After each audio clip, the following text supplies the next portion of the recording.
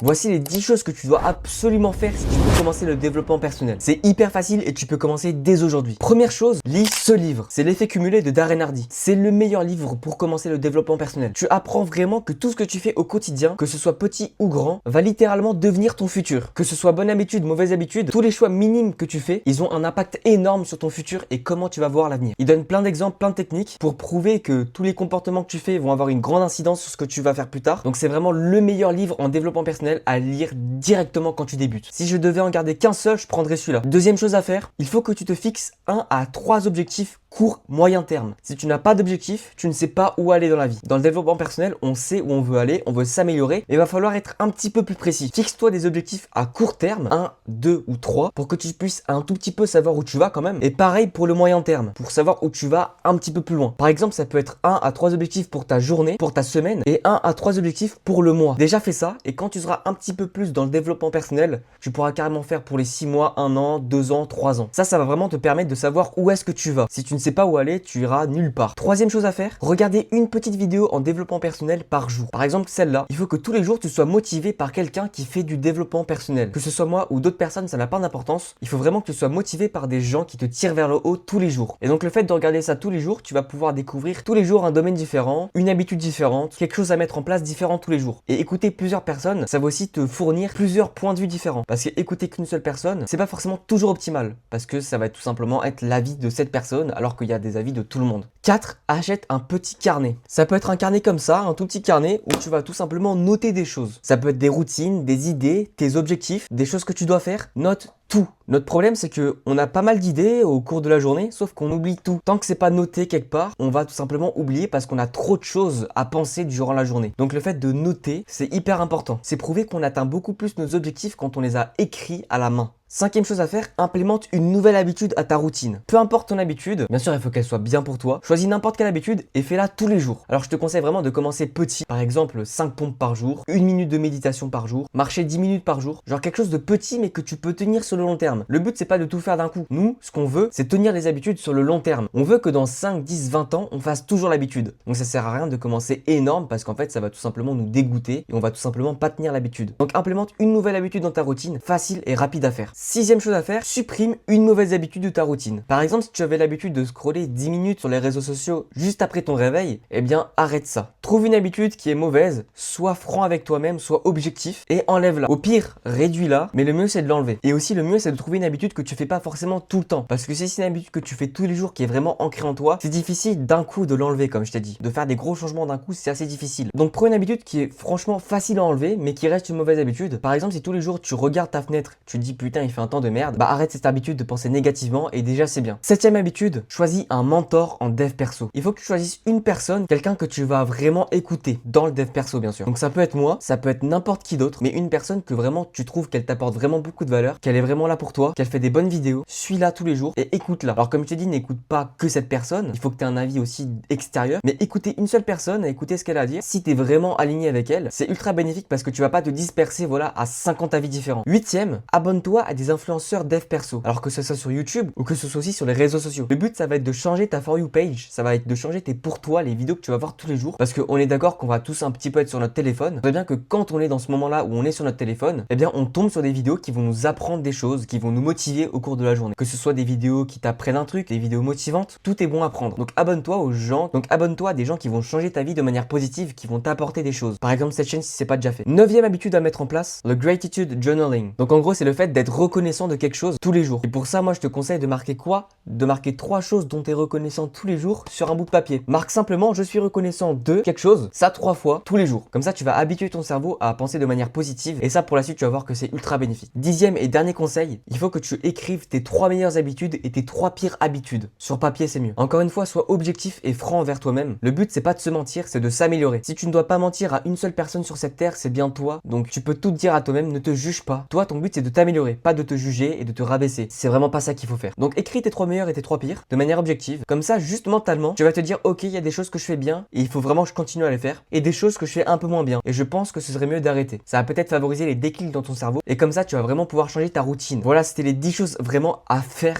pour commencer le dev perso. Vraiment le B.A.B.A, l'ABC du dev perso. Et je te promets que si tu les fais dès aujourd'hui, tu es vraiment sur la bonne voie. Et je pense que tu vas vraiment avoir de gros résultats. Donc je t'invite vraiment à suivre cette chaîne parce que je vais vraiment te transmettre beaucoup d'informations au fil des vidéos. Et moi, c'était un plaisir de partager cette information avec toi.